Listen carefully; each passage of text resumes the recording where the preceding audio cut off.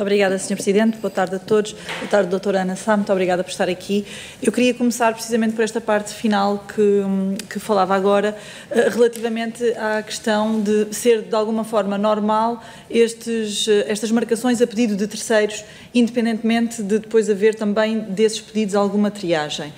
E faço-lhe esta pergunta porque daquilo que foi a audição da doutora Teresa Moreno e daquilo que foi também a análise da documentação que consta no nosso processo, a doutora Teresa Moreno, de alguma forma, transmitiu desconforto com o pedido de marcação desta consulta.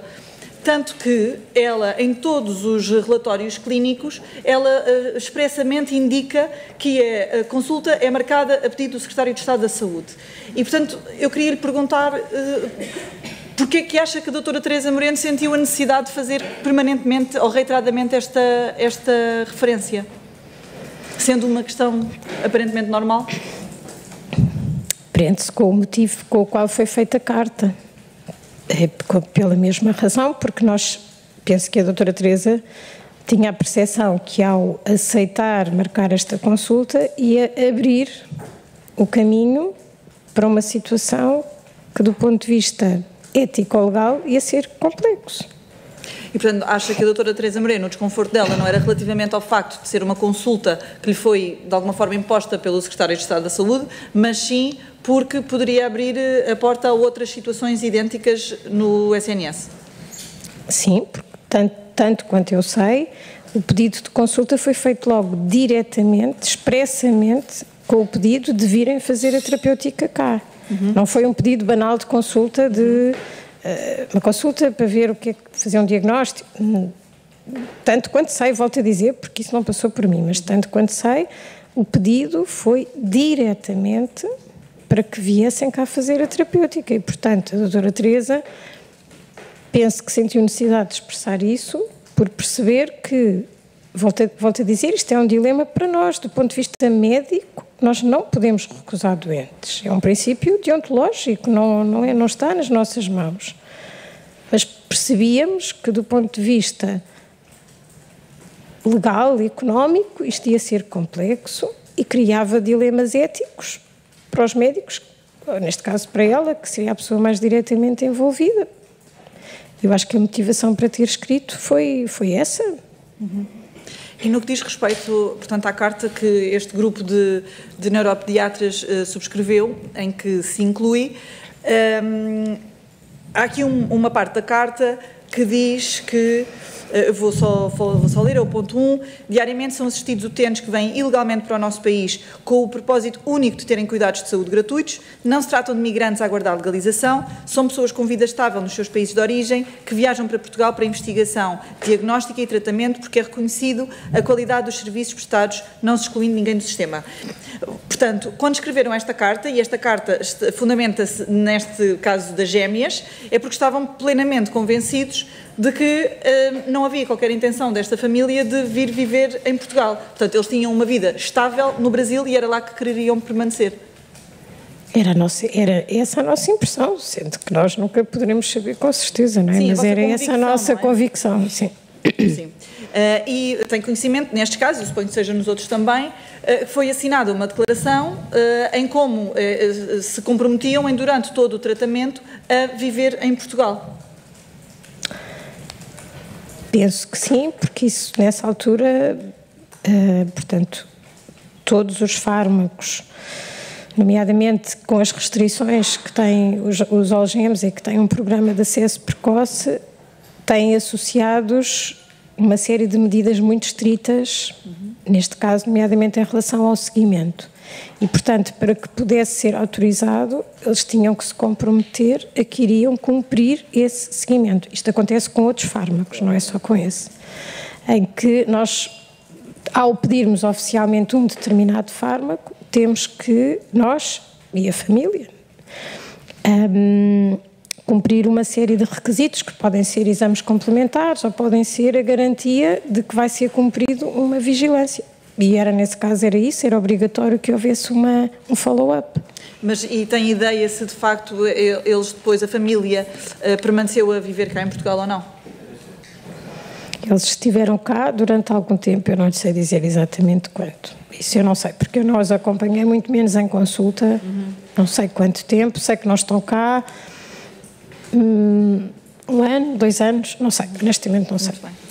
Voltando aqui um bocadinho atrás, e ao início, digamos assim, do processo ser explotado, a própria mãe das gêmeas, quando esteve cá, ela própria confessou de alguma forma que sabia que no hospital havia também uma convicção, digamos assim, de que ela estaria a ser ajudada pelo Presidente da República. Ela própria até referiu que acabou por ela se convencer que estaria a ter essa ajuda e justificou dessa forma depois a célebre frase de que tinha todas as autorizações até ao topo. Eu gostava de lhe perguntar se, de facto, daquilo que conheceu na altura, se havia esta ideia generalizada de que tinha havido uma intervenção, uma cunha, por parte do Presidente da República ou de algum familiar do Presidente da República?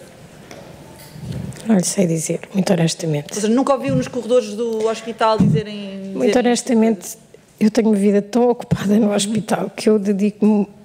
Tenho muito pouco tempo sequer para estar a tomar café ou a fazer Portanto, muito honestamente, eu acompanhei muito pouco todos esses comentários. Não vou dizer nem que sim, nem que não, porque não eram doentes com quem eu estivesse diretamente a lidar. Eu tenho muito tempo extremamente ocupado com muitas outras coisas.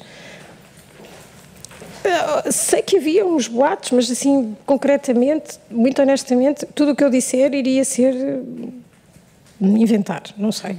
Mas pronto, mas tem conhecimento que existiam esses boatos? De ouvir comentar, mas dizer assim, por exemplo, que ouvi alguma vez dizer que a marcação tinha sido feita por influência do Presidente da República, especificamente ouvir isto, se quer que lhe diga honestamente, eu nunca ouvi. Então, mas que boatos é que ouviu? Que teria havido alguma pressão para a marcação, mas de quem, não sei. Não faço ideia. Pois, pronto, mas por parte de quem é que não sabe a origem? Não sei, mas tem conhecimento, por exemplo, pronto, já tivemos aqui várias audições e também há o célebre também relatório da Inspeção-Geral, que não restam, acho eu, grandes dúvidas que Carla Silva, a Secretário de Estado da Saúde, terá contactado diretamente a doutora Ana Isabel Lopes para fazer a marcação da consulta. E que, vamos ouvi-la a seguir, mas que eventualmente esta terá recebido a ordem por parte do Dr. Luís Pinheiro. Não é roteiro, mas desta sucessão de eventos, tem conhecimento? Ou tinha conhecimento? Honestamente, não tenho. Quando é que teve conhecimento, eu peço que eu não tive logo no início, se já respondeu a isto, mas quando é que teve conhecimento deste caso? Eu tive conhecimento na altura em que foi colocada a questão de ter que ser feito o pedido de medicação para estas crianças e fui acompanhando, mas volto a dizer, num registro que não foi muito próximo. Nós trabalhamos em áreas diferentes, não estamos constantemente a lidar com os mesmos assuntos, portanto, este caso dizia muito pouco respeito à minha área, não foi um caso que eu tenha acompanhado muito de perto. Portanto, houve depois essa reunião entre nós para escrever a carta, porque, volto a dizer, aí era uma coisa que se aplica aos algemas, mas a muitas outras situações. Nós temos para outras terapêuticas, e isto vai piorar, porque há cada vez mais terapêuticas novas muito caras, e, portanto, essa sensação em si de precisar de alertar para isso é uma sensação que todos partilhávamos, independentemente de estarmos muito envolvidos ou não neste caso. E daí que todos tínhamos assinado a carta por este princípio. Agora, eu não vou poder prestar muitas declarações sobre detalhes específicos deste caso, porque, na verdade, de perto eu não acompanhei muito. Muito ou quase nada. Relativamente, vou fazer uma questão, se souber relativamente a este caso, tanto melhor, mas se não souber, se nos puder dizer em geral, houve aqui também já a indicação de que a assessora do Presidente da República, Maria João Ruela, teria contactado diretamente o hospital e teria feito esse contacto no sentido de saber se haveria ou não alguma lista de espera. Julgo que já nos indicou aqui que não haveria. mas seria normal que uma assessora do Presidente da República contactasse o hospital para saber este tipo de informações? Alguma vez teve conhecimento de alguma situação deste género? Normal ou regular não seria, isso não. Não é habitual. Não é habitual. E especialmente quando dizia respeito a um caso em concreto. Considera que da parte do hospital também é razoável que prestem informações sobre casos concretos a entidades que são externas ao processo? Que eu saiba, não se prestam. Pelo menos é esse o princípio, só se presta informações à família, não... quer dizer, informações sobre listas de espera, isso é um conceito geral. Agora, se essas informações sobre um caso específico, em princípio, acho que não são prestadas, mas... Muito obrigada.